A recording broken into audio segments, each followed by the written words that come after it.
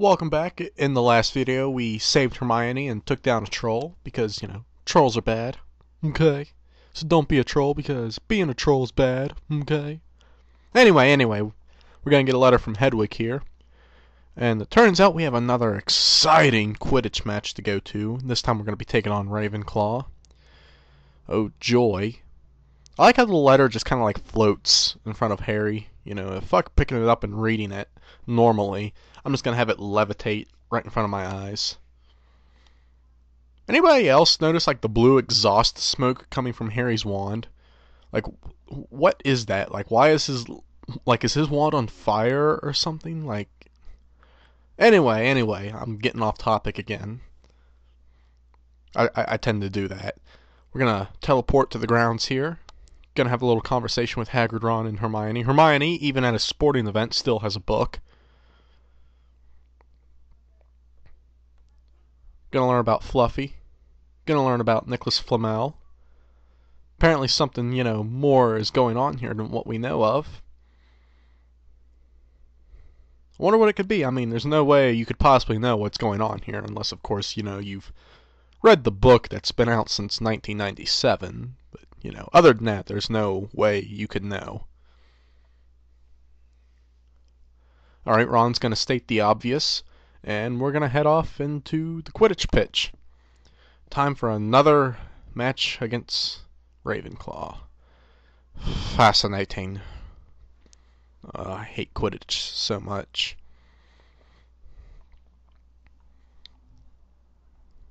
Or I should clarify, I hate playing Quidditch in this game. I love Quidditch, I just hate playing it in this particular game. And remember that thing we got in the portrait? In the dungeons, like, a few videos back, the Quidditch armor, it's actually going to come into use here. You see what it does is, normally when you get hit by a bludger, you lose some health. Well, with the Quidditch armor, it lets us take a few hits before we start losing health. Like you'll see it here in the bottom right corner of the screen. It says 4, so we can take 4 hits from bludgers without losing any health. And there's another thing I forgot to mention, like back during the first Quidditch match, I forgot to mention this. After you play the first Quidditch match in the game, after that, whenever you load your game on the main menu, you'll have a choice between playing the regular game and you'll have another choice that says play Quidditch. If you choose play Quidditch, you'll have kind of like a little tournament to play through. It'll be like 6 matches, 2 against each house. And it doesn't affect the game at all if you play it or not. It's just there for shits and giggles. So I didn't really record any of it for this walkthrough, but I thought I'd mention it just in case, it would interest you. And it's like, how in the book and in the movie it says the snitch is so hard to catch because it's so damn small and it's almost impossible to see? How is this impossible to see? It is glowing like the sun, first off. Second, it's leaving behind a trail of pixie dust. And 3, it's leaving behind a trail of fucking rains that make you speed up and make it easier to catch it. And what is with the blue exhaust smoke coming from Harry's broom? Why is there exhaust smoke that is blue in color coming from everything that is wooden? They talk about us polluting. I swear, I think the wizarding world needs to, go green or something. They got blue exhaust smoke coming out all over the place. Alright, so that match is done. Gonna move on here. Dun, da, da, da. Alright, so after we're done with our little Quidditch match there, we're gonna go back out onto the grounds and we're gonna run into Hagrid. Apparently Norbert is sick, so, we need to go and get a special dragon tonic to make him feel better. Now, what Hagrid's about to do here is not only what I'm, fairly certain is illegal, but he's also about to be a total douche. He's going to drag you out of school, in the middle of the school year. He's going to drag you away from your lessons during, your first year of schooling. And he's going to take you to Diagon Alley. Now that's not bad enough. Wait till you see what he says, here in this little cutscene. The line he says here just makes him like as much of a douchey friend as Ron. Okay, we need 3 peacock feathers, 1 eagle owl feather, and 3 giant purple toad warts. How that makes anyone feel better, I don't know. It makes me want to barf just thinking about it. But first we need some money, so we gotta go to Gringotts. This line here, I'm off to the Leaky Cauldron for a few butterbeers if you need me. I'll meet you when you're all done. So, you're gonna drag me away from my lessons to make me get money and then get the shit you need to make your pet dragon feel better while you go and get drunk. Thanks, Hagrid. You're a real friend. Why is everybody such a douchebag to Harry in this game? But I'm just ranting. We need to get back on topic here. Got a little reference to the Chamber of Secrets over here. The old lady blocking Nocturne Alley with her tray of human fingernails.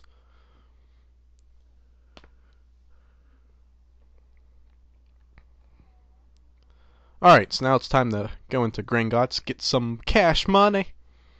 Because we can't do anything else before we get the money.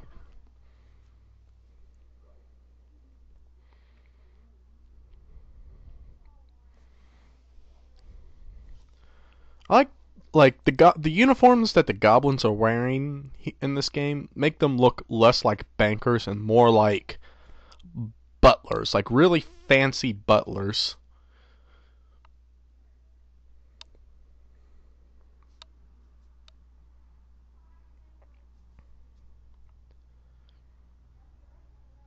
Alright, we're going to talk to Vern Troyer here, and he's going to tell us to get into the vaults, we need to collect the forms and hand them to the goblin outside the door to each vault. Sounds good. Sounds easy. Guess what? It's not. You'll see in a minute.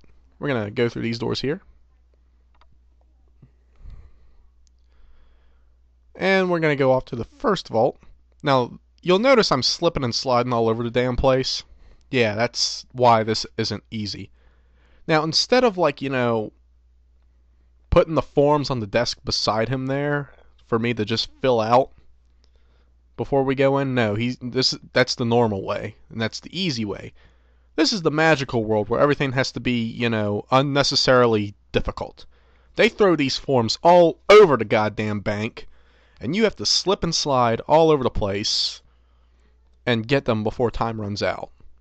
And it gets this is one of the more annoying parts of the game. Because if you, hit a wall, it's going to take you, 5 seconds to fucking get away from it. Alright, so that's one down. Time to go get some knuts. Our first little coin here. I'm going to do you guys, I'm going to give you guys a little courtesy and skip the little section that explains how to use the minecart here. All you really have to do is use the directional buttons to swing it, hold down the X button to lock it into place.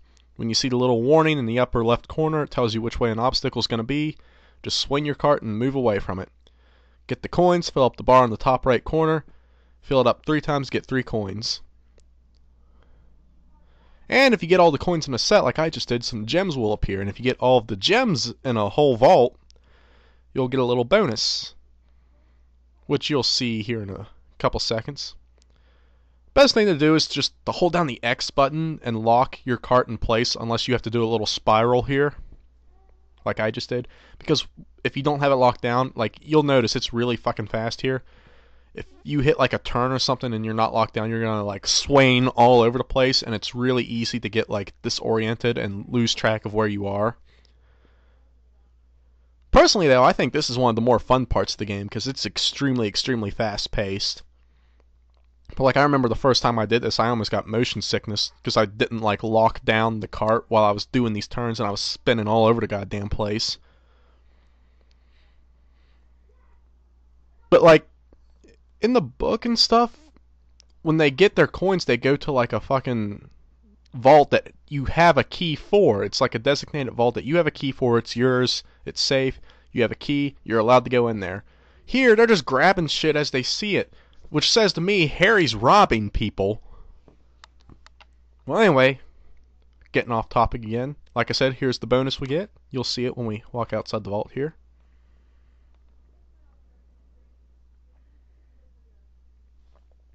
We get another famous Witches and Wizards card, so that'll be, if I remember correctly, 14 out of 17. We're really, on the home stretch here. We're almost completely done with this game. Well, time to go on to the second vault. Some more form collecting fun. Time to get the silver sickle, but first we need to collect the forms. Yeah, fuck you, Goblin. Is it because I said you look like a butler? Is this why you're doing this to me? Well, I apologize. You look classy. You look wonderful. Fabulous, even. You're still gonna make me slide around here? Okay, fine, whatever. Honestly, the way I got Harry moving around like this, in real life, he probably would have fallen and busted his fucking knees by now. That goblin I just passed there, who was on his knees, like cleaning the floor, fuck him. He's the one who cleaned the floor to this extent. Why would you clean the floor like this? To make me slide all over the damn place. Why? Alright. Time to go into vault number 2. This one's a little bit more difficult. Again, gonna skip the little part where they explain how to use the minecart. They explain how to use the minecart in each vault like I didn't fucking learn how to use it the first time around. Like, obviously I'm here, aren't I? Obviously I passed the first vault completely. Otherwise, I probably would need your explanation. But I passed the first vault, so you should assume that I'm at least, knowledgeable in this art of minecart operation. Anyway, back on topic. I ramble a lot. This one's a little bit more difficult. You see, you got this little spiral here, but you haven't quite picked up speed yet, so you gotta do it nice and even at like a nice, slow and steady pace, and that's what she said. Because if you go too slow, you'll lock up and you won't get them all. And that's also what she said. And if you go too fast, you'll miss them. Alright, now we're picking up speed. There's a good bit more obstacles here, so you gotta watch yourself.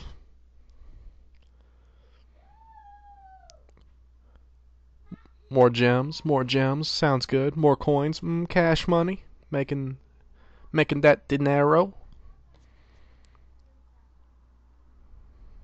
Yeah, this one, it gets a lot faster.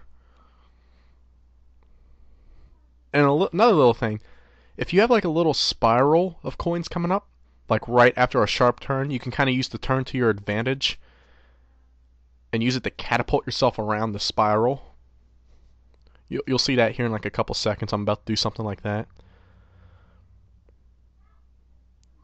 Boom, boom, boom, coins.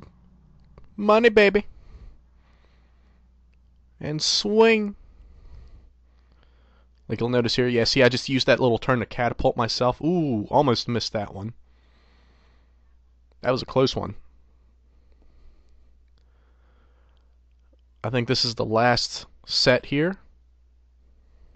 And boom! Got them all. And that's going to bring this video to an end. So comment, rate, subscribe, and keep watching, baby.